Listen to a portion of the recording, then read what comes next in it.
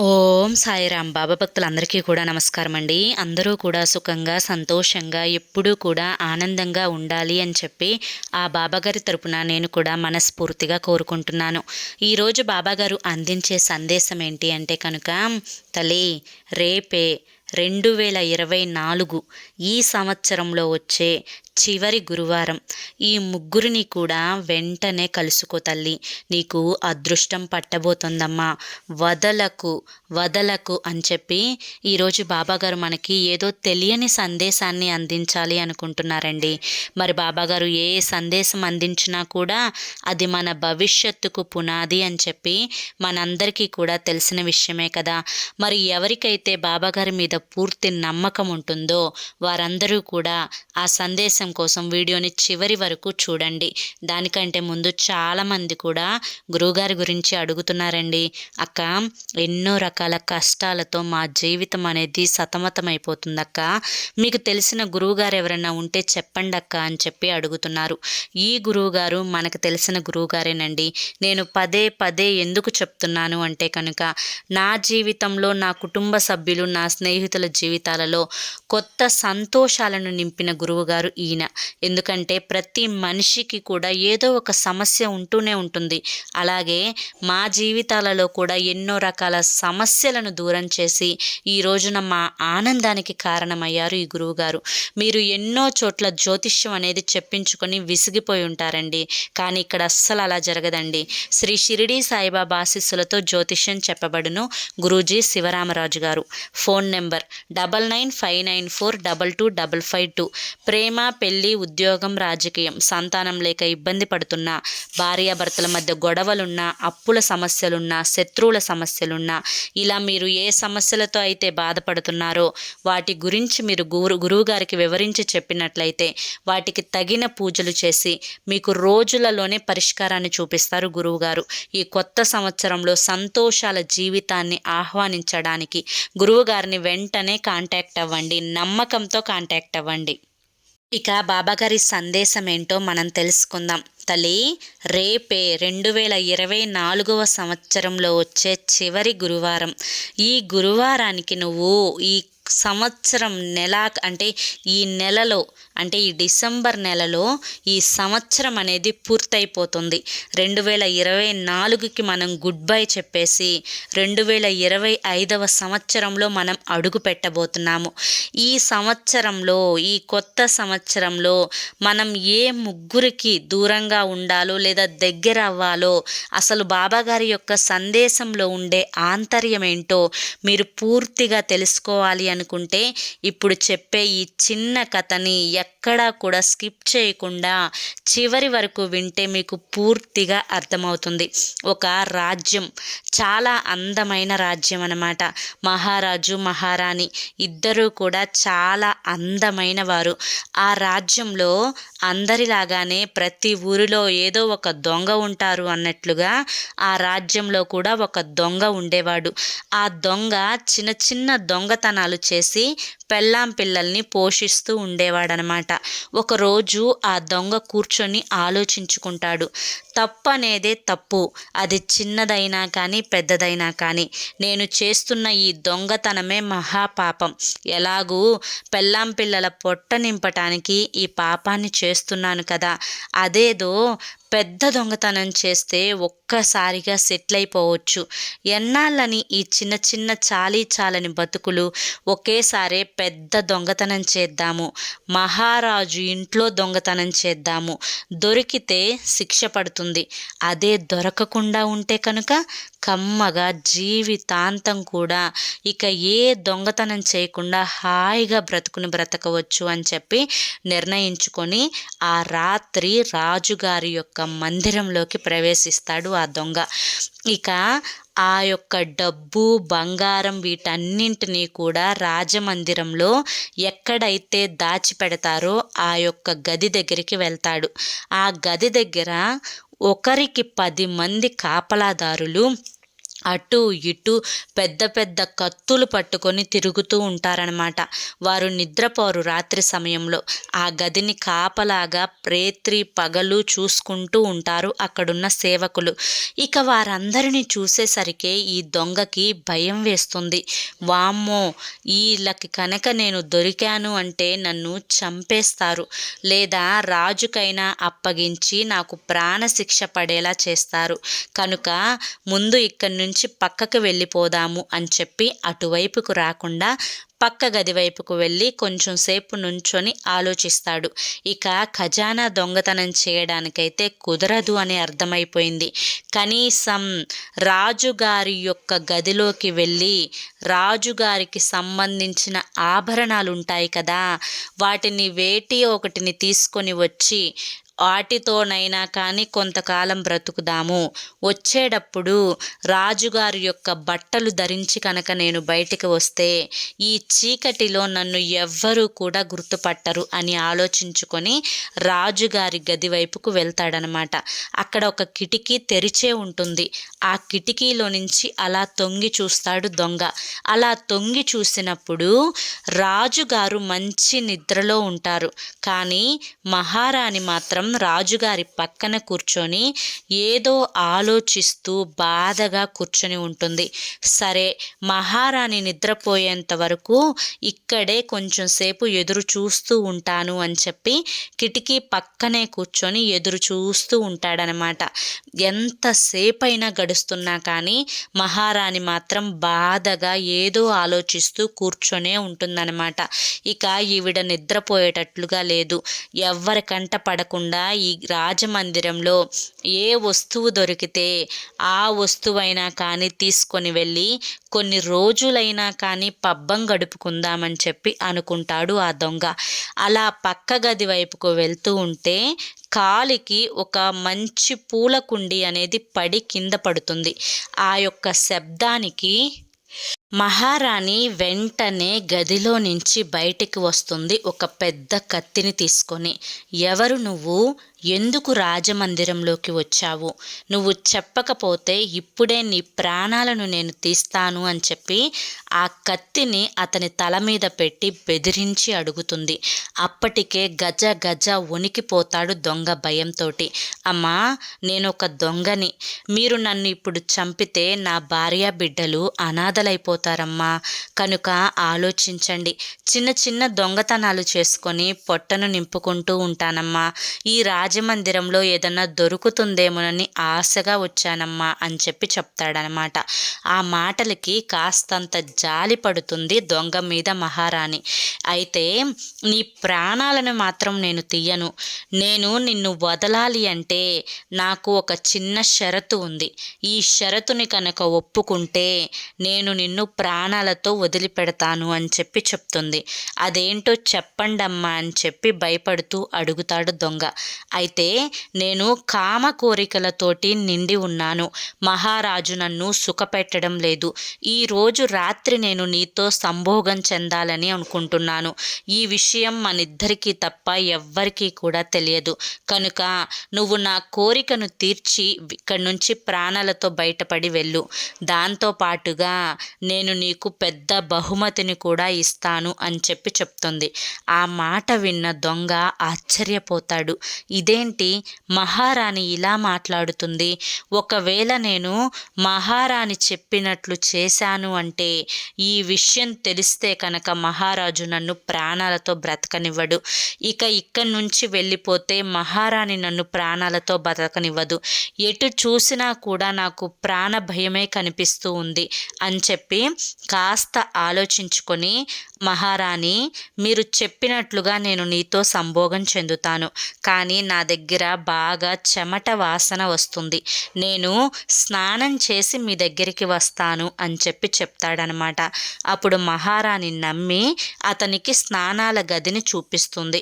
ఇక స్నానాల గది నుంచి నేరుగా తప్పుకొని బయటికి వస్తాడు ఆ దొంగ. ఆ బయటికి వచ్చేటప్పుడు ద్వారకం దగ్గర ఒక కాపలాదారుడు ఉంటాడు. కాపలాదారుడు అతన్ని కత్తి అడ్డగించి ఆపుతాడనమాట. ఎవరు ఎవరు నువ్వు? ఈ సమయంలో రాజమందిరంలోకి ఎందుకు వచ్చావు అని చెప్పి ప్రశ్నిస్తాడు. అప్పుడు జరిగిందంతా కూడా ఆ ద్వారకాపాలుడికి మహారాజు గురించి, మహారాణి గురించి, దొంగతనం చేయడానికి వచ్చాను అని చెప్పి అన్నీ వివరించి చెప్తాడు.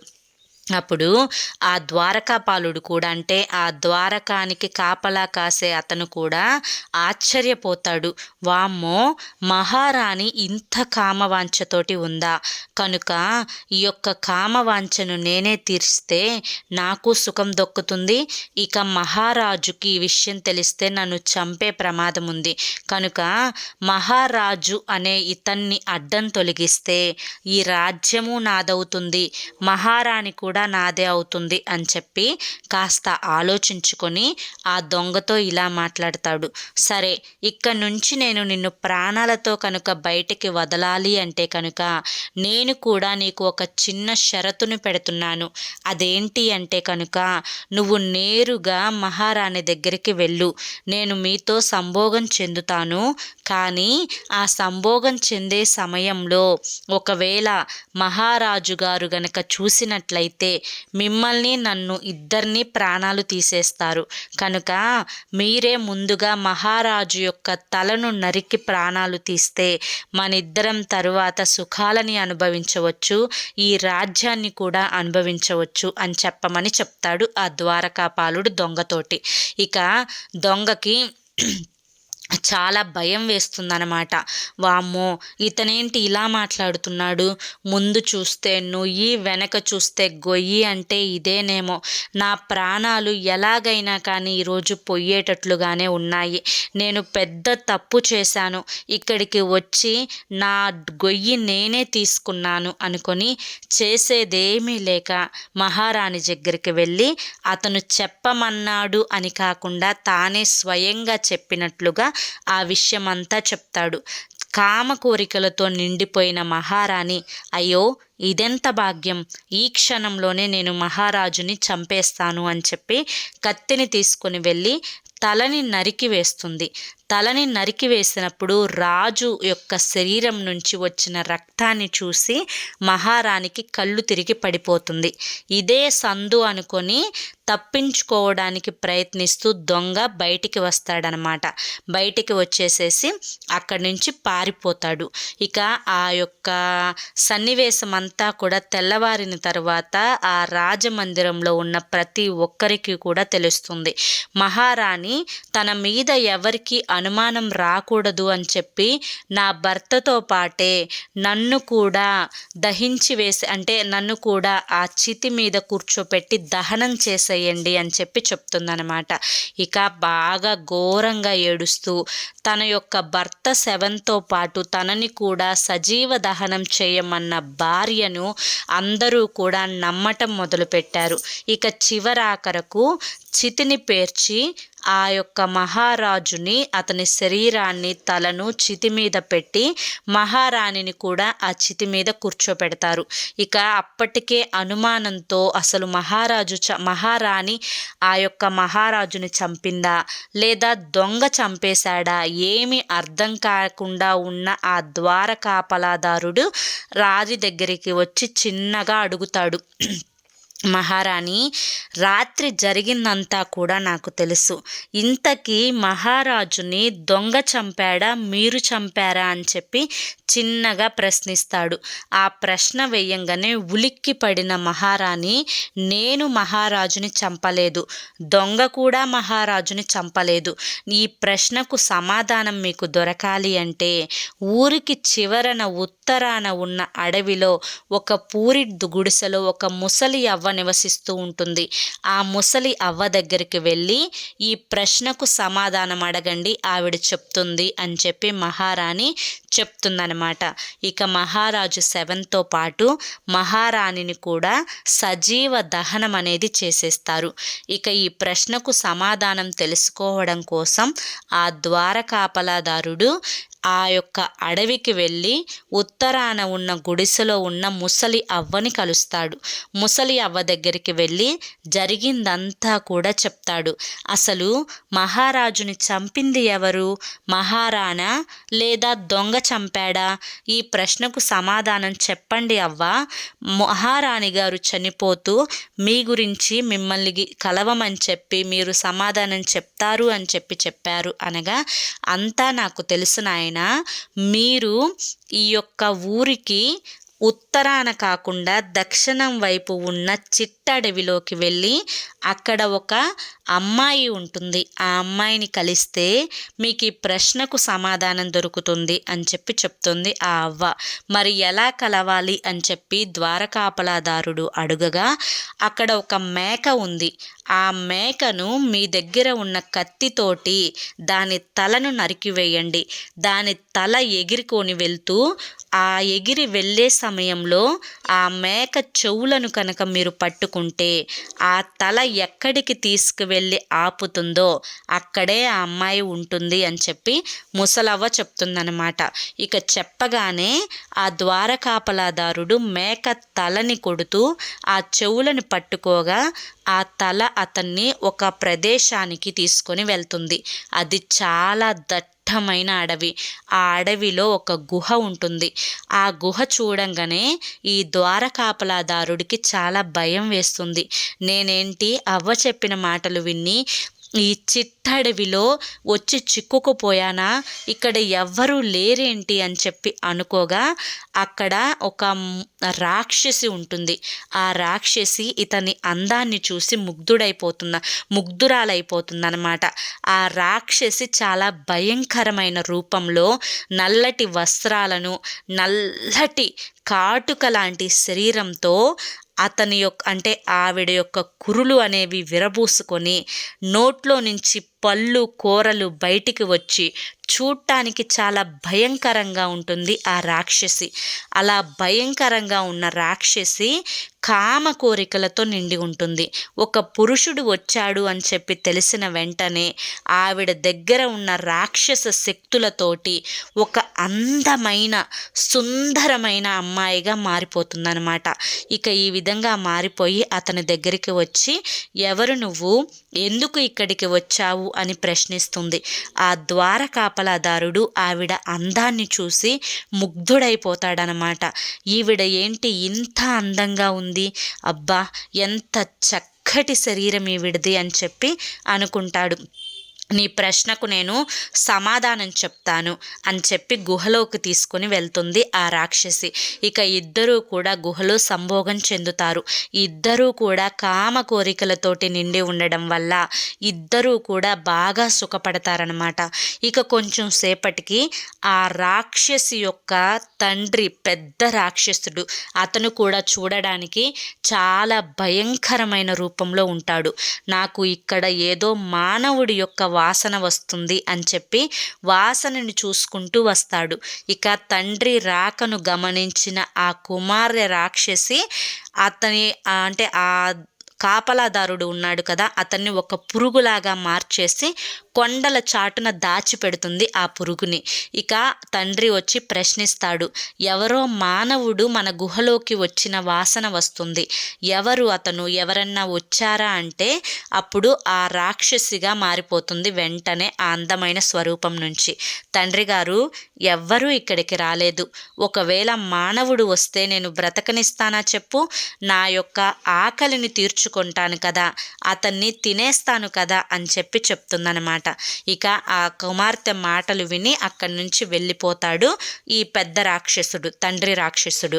ఇక ప్రతిరోజు కూడా తన తండ్రి బయటికి వెళ్ళినప్పుడు ఈవిడ అందమైన రూపంలోకి మారుతుంది ఆ రాక్షసి. ఇద్దరూ కూడా కామ కోరికలను తీర్చుకుంటూ ఉంటారు. ఇలా ఒక 3-4-5 నెలలు గడిచిపోతుందన్నమాట. ఇలా గడిచిపోయిన తర్వాత కొంతకాలానికి ఆ కాపలాదారుడికి తన భార్య బిడ్డలు గుర్తొస్తారు. ఒకరోజు ఆ రాక్షసి నిద్రపోతున్న సమయంలో అడవిలో నుంచి బయటకు వెతుక్కుంటూ వస్తాడు. చాలా సమయం బయటికి రావడానికి ప్రయత్నిస్తాడు. 5-6 గంటల తరువాత ఆ అడవిలో నుంచి బయటపడి తన గృహానికి చేరుకుంటాడు ఆ కాపలాదారుడు. తన భార్య బిడ్డల్ని చూసి చాలా సంతోషిస్తాడు, చాలా ప్రేమగా చూసుకుంటాడు. ఇక ఇవన్నీ కూడా మర్చిపోయి ఆనందంగా గడపడం మొదలు పెడతాడు. కానీ కొద్ది రోజులకు ఆ అందమైన రూపవతి గుర్తొస్తుందన్నమాట. అంటే ఆ రాక్షసి గుర్తొస్తుంది. ఆవిడతో గడిపిన సుఖాలు గుర్తుకు వస్తాయి. ఎలాగైనా కానీ మళ్ళీ ఆవిడను వెళ్ళి కలవాలి, ఆవిడతో సంభోగించాలి, నా కోరికలు తీర్చుకోవాలి అనుకుంటాడు అతను. కానీ ఎలా వెళ్ళాలి, ఎక్కడికి వెళ్ళాలి, ఎటు దారి, ఇదేవి కూడా ఆ కాపలాదారుడికి తెలియదు. ఆ రోజు దారి చెప్పింది అవ్వే కాబట్టి అవ్వ దగ్గరికి వెళ్ళి అడిగితే నాకు దారి చూపిస్తుంది అనుకొని కాపలాదారుడు అవ్వ దగ్గరికి వెళ్ళి అడుగుతాడనమాట. అప్పుడు అవ్వ, ఆ రోజు ఒక మేక ఉంది కాబట్టి మేక తలని పట్టుకొని వెళ్ళావు, కానీ ఈ రోజున నీకు దారి చూపించే మేక కూడా లేదు, కనుక నువ్వు వెళ్ళడం అసాధ్యమని చెప్పి అవ్వ చెప్తుంది. అవ్వకి అప్పుడే పూర్తిగా అర్థమైపోతుంది అతని గురించి. కానీ అవ్వ ఏమీ తెలియనట్లుగానే ఉంటుందన్నమాట. ఇక ఈ యొక్క మేకకి బదులు నీ కుమారుడిని తీసుకొని వచ్చి నువ్వు ముందు వెళ్ళి కుమారుడిని తీసుకురా, నేను నీకు చెప్తాను అని చెప్పగా కాపలాదారుడు వెంటనే గృహానికి వెళ్ళి తన యొక్క చిన్న కుమారుడిని తీసుకొని వస్తాడనమాట.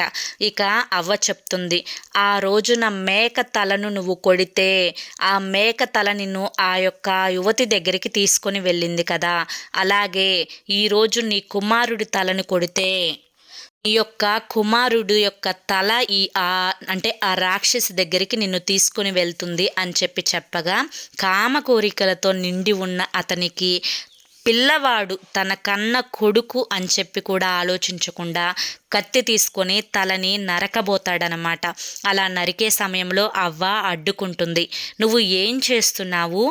ఎవరో ఒక యువతి కోసం, నీ యొక్క కోరికలు తీర్చుకోవడం కోసం నీ కన్న బిడ్డని కూడా చంపుకోవడానికి వెనకాడట్లేదా? నువ్వు ఎంత పెద్ద పాపం చేస్తున్నావో తెలుస్తుందా? అసలు మహారాజును చనిపోవడానికి కారణమేంటో అన్నీ నేను చెప్తాను. ఎప్పుడైనా కానీ ఏ మనిషి అయినా కానీ ఈ మూడింటిని కనుక నమ్మినట్లయితే, ఈ మూడింటిని కనుక కలిసినట్లయితే, ఈ మూడింటి మీద కనుక ఆశ ఉంచుకున్నట్లయితే ఆ మనిషి నాశనానికి తనే పునాదులు వేసుకున్నట్లు. అందులో మొదటిది కామవాంఛ. ఆ రోజు తన భర్త అని కూడా చూడకుండా తన యొక్క కామ కోరికలను తీర్చుకోవడం కోసం మహారాణి తన యొక్క భోగానికి కారణమైన తన భర్త అని కూడా ఆలోచించకుండా తన యొక్క కామ కోరికలు తీర్చుకోవడం కోసం మహారాజును చంపివేసింది. ధనం మీద ఆశతో దొంగ ఆ రోజు ఆ యొక్క రాజమందిరంలోకి వెళ్ళాడు. ఎక్కువగా మనిషి నాశనానికి ఈ 3 కారణాలు. మొదటిది కామవాంఛ, రెండవది ధనం మీద ఆశ, మూడవది అధికమైన కోపం. ఎవరైతే ఎక్కువగా అధికంగా కోపాన్ని చూపిస్తూ ఉంటారో వారు తమ గొయ్యి తాము తవ్వుకున్నట్లే అవుతుంది. ఈ రోజున నువ్వు కామ కోరిక తీర్చుకోవడం కోసం నీ కన్న బిడ్డని చంపుకోబోయావు. యువరాణి మహారాణి తన యొక్క భర్తని చంపుకోబోయింది. ఇలా ఏవి ఆలోచించకుండా మనిషి వీటి మీద ఎప్పుడైతే వ్యామోహం మానుకుంటారో ఆ రోజు నుంచి మనిషి ఒక స్థిరత్వాన్ని పొందుతాడు. అప్పుడు మనిషి తన జీవితంలో ఎటువంటి ఎగుడు దిగుడులు వచ్చినా, ఎటువంటి కష్ట నష్టాలు వచ్చినా అన్నింటినీ కూడా తట్టుకొని నిలబడతాడు. ఈ మూడింటిని మాత్రం నమ్మకూడదు. ఇవి మనిషిని ఎంత దూరమైనా తీసుకొని వెళ్తాయి.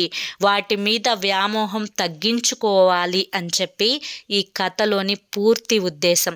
తరువాత ఆ కాపలాదారుడు తాను చేసిన తప్పుని తెలుసుకొని పశ్చాత్తాపడి తన కుమారుణ్ణి ఇంటికి తీసుకొని వెళ్ళి తన భార్య బిడ్డలతోటి ఆనందంగా గడుపుతాడు. చివరి వరకు మీరు కథను విన్నారు అంటే కనుక అసలు మనిషి దేని మీద వ్యామోహం పెంచుకోకూడదు, దేని మీద వ్యామోహం పెంచుకుంటే ఎటువంటి పరిణామాలకు దారి అవుతాయి అవి, ఇవన్నీ కూడా మీకు అర్థమయ్యాయి. ఈ కథలోని సారాంశం కూడా మీకు అర్థమైంది అని చెప్పి అనుకుంటున్నాను. మరి ఈ కథలో ఉండే ఆంతర్యం ఏంటో, బాబాగారి యొక్క ఉద్దేశం ఏంటో మీ అందరికీ కూడా తెలిసింది అనుకుంటున్నాను. ఇది ప్రతి మానవుడు కూడా తప్పకుండా తెలుసుకోవలసినవి. కామవాంఛ ఉండకూడదు, ధనంపై అధిక ఆశ ఉండకూడదు, అధికమైన కోపం ఉండకూడదు. ఇక 2024 రేపే చివరి గురువారం తల్లి. ఈ గురువారం రోజు నువ్వు ఎవ్వరికైనా కానీ ఒక్క మనిషికైనా ఆకలిని తీర్చే ప్రయత్నం చెయ్యి. ఇలా ప్రయత్నించినట్లయితే వారి యొక్క కడుపు నిండిన తరువాత వారి నుంచి వచ్చే ఆశీర్వాదం ఏదైతే ఉంటుందో అది నీ కొత్త సంవత్సరానికి అదృష్టదాయకంగా మారుతుంది. ఇది మరువవద్దు తల్లి. ఏ మనిషికైనా కానీ, లేదా ఏ కుక్కకైనా కానీ, లేదా ఏ జంతువుకైనా కానీ ఆకలిని తీర్చే ప్రయత్నం చెయ్యి. అది నీ కొత్త సంవత్సరానికి ఒక ఆశీర్వాదం అవుతుంది అని గుర్తుంచుకో అని చెప్పి ఈరోజు బాబాగారు మనకి చాలా చక్కటి సందేశాన్ని అందించారండి. ఈ సందేశంలో ఉండే ఆంతర్యం, రేపు మీరు చేయవలసిన పని, ఇవన్నీ కూడా మీకు అర్థమయ్యాయి అనుకుంటున్నాను, నచ్చాయి అనుకుంటున్నాను. నచ్చింది అనిపిస్తే ఈ వీడియోకి, ఈ చిన్న కథకు ఒక చిన్న లైక్ ఇవ్వండి. అంతేకాకుండా మొదటిసారి సాయి పిలుపు ఛానల్లోకి వచ్చినట్లయితే మన ఛానల్ని సబ్స్క్రైబ్ చేసుకొని సపోర్ట్ చేయండి. మరి కొంతమంది బాబా భక్తులకు ఈ వీడియోని షేర్ చేయండి. కింద కామెంట్ సెక్షన్లో ఓం సాయిరామ్ అని చెప్పి టైప్ చేయడం మాత్రం మర్చిపోవద్దు. మరి రేపు మరొక మంచి వీడియోతోటి మళ్ళీ కలుసుకుందాం. అంతవరకు కూడా బాబా గారి యొక్క ఆశీస్సులు మీపై ఉండాలి అని చెప్పి మనస్ఫూర్తిగా కోరుకుంటూ సర్వే జనా సుఖినో భవంతు. ఓం సాయిరామ్.